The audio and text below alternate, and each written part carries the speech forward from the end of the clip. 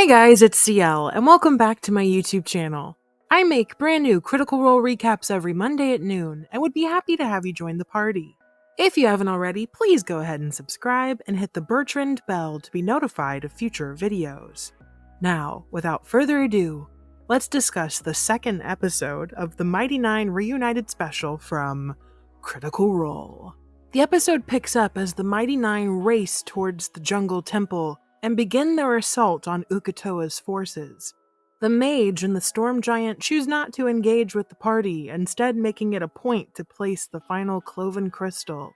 Between a mix of Jester's earthquake spell and the giant's brute strength, the group end up in a combat at the bottom of the jungle temple, now cracking and crumbling in its collapse. They make swift work of both of the creatures, However, it is funnily enough a side grunt that they were kind of ignoring the entire fight that finds the cloven crystal and places it on the final seal. As the Nine finish off the remaining forces, Fjord can feel that what he's feared for so long is free. But that's not the only thing he senses. Zahir, a three-headed serpent betrayer god who created and also entrapped Ukatoa, takes interest in who let the beast out of its prison. Fjord explains the situation, and luckily he's sort of believed, but not without Zahir wanting to keep an eye on them. So, the god offers a pact in order to once again seal the monster. There's a bit of debate on who will take it. Kingsley offers first, but Fjord steps up to the mantle, realizing this is his fight. He started this mess. It should be him who finishes it.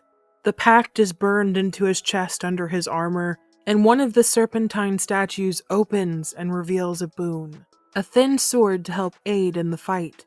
Tired, the party returns to Nicodranus to see a large storm on the horizon. Ukatoa is awake, and he's angry. The many navies of the surrounding area are chartering ships and sending them out to the deep sea to find out the cause. The Nine decide they have to do something sooner rather than later. What if they can't get a boat out to the open ocean if they're all taken? So they charter a ship under the captainship of Adela from Campaign 1, and set out to the ravenous ocean while they long rest for the night. There's a very interesting scene before they cut for break, which, by the way, everyone in the theater was like moaning because we all had to pee. It had been like 3.5 hours, but it was just so juicy we couldn't leave. In which Kingsley discusses with Bo and Yasha about his past lives and his choices. He's always tended to go towards the dark side, and Yasha makes a very interesting point. Just don't. Just do the good thing, you know? After this point, I'm gonna be kind of honest here. This is an episode you need to watch. The majority of it was spent in combat. The Ukatoa fight was nearly 3 hours of the episode, so it's hard to kind of summarize it, but maybe I'll mention some of the highlights for me. The mini that was used for the false serpent was amazing and beautifully painted. Absolutely one of my favorite minis they've ever used on the show. I also believe that Jester was the real MVP of this fight. Using her control weather spell, she managed to tone down the layer effects of Ukatoa's storm by dropping the DC by 5. That's huge, especially since most of them were failing even when they were hitting 21s and 22s.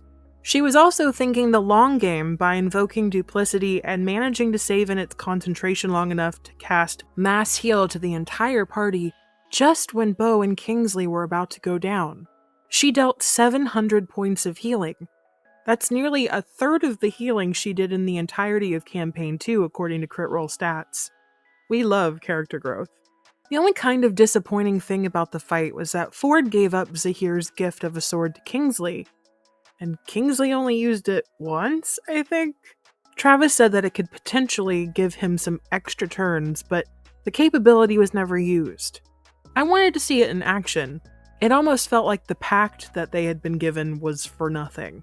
Yasha manages to get the final damage count to lead into a group kill, and I love that she didn't take the spotlight. This was Fjord's kill. So along with the rest of the Mighty Nein, including one last fluffernutter, they're able to charge up the Star Razor and deal the lethal blow to the false god. Caleb transforms into a dragon turtle and takes Fjord into the deep sea to chase after the shriveling and dying monster. Using the seal that Zahir branded on his chest, Ukatoa is once again imprisoned, and 3 cloven crystals float up in his place. The cycle begins anew. What did you guys think of the episode? We got a cute little epilogue once again where it confirmed that Caleb and Essek end up with each other, and Caleb finally takes that teaching job at the Soltris Academy. Bo and Yasha decide to adopt a child, and things go well at Veth's camp. Kingsley becomes the Plank King of Dark Toe, and Jester becomes a famous artist while her and Fjord continue to travel around and hide those cloven crystals. Seeing it in the theaters was such an amazing experience. It was a lot of fun to hear the crowd reactions, especially the roarous applause that occurred during the How You Want to Do This. Also, the constant rain sound was putting me to sleep. That set is dangerous. I want to take a nap there. Here are my honest thoughts. My favorite parts of Campaign 2 and their games in general is the roleplay. The dynamic between characters and how they interact with each other is so special. I just wish there'd been more of it. I feel like this Reunited special would have done better having a similar structure to Calamity or previous mini campaigns they've done. I think if it had been a few more episodes longer, it could have built the tension better. Maybe making the fight that we've been looking forward to since Fjord's first dream of the Amber Eye a bit more sweet. I did love it though, and hope they do touch some more on the Mighty Nein in future one-shots and mini specials. I would love a game where Veth DMs a camp one-shot where everyone plays the kids. That would be amazing to watch. If you enjoyed the recap, don't forget to like the video and check out my Campaign 3 playlist to get caught up to date on all things Critical Role. Thank you guys so much for watching. Stay safe out there. Good day, my friends. Oh, painter, color me blue.